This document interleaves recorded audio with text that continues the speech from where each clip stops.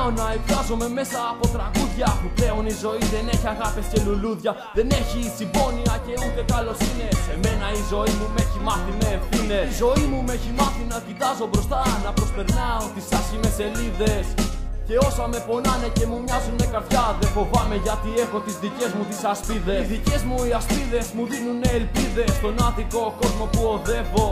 Και με κάνουν να ξεχνάω, μα και να προχωράω. Με λίγα λόγια με κάνουν να ταξιδεύω.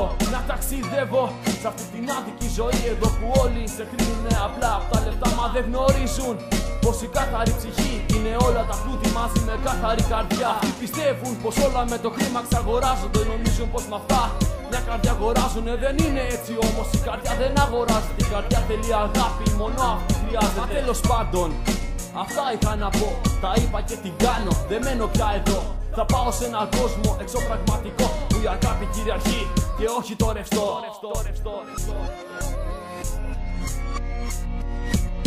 Ποιος είσαι εσύ που θα με κρίνει για τα ρούχα που φοράω και το τι κάνω?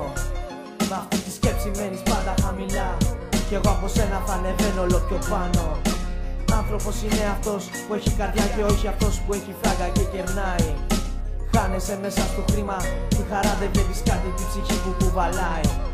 Εγώ δεν είμαι πλούσιος, φοράω φτωχικά, αλλά να ξέρεις έχω ένα θησαυρό. Δεν μιλάω για λεφτά, ποτέ δεν μίλαγα για αυτά, είναι οι ρήμες στο μυαλό που κουβαλώ. Με ρίχνουν κάτω με λεφτά, αλλά με λόγια δεν μπορούν γιατί έχω κάτι που αυτοί δεν έχουν. Έχω τα αδέρφια μου που βοηθούν, οι ρήμες μου τα ύψη να μην πέσουν.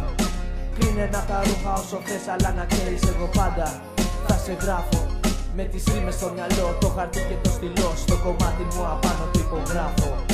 Σέργιο στο όνομα από αυτό που θα σου πω, γιατί έχω ακόμα να σου πω άλλο ένα.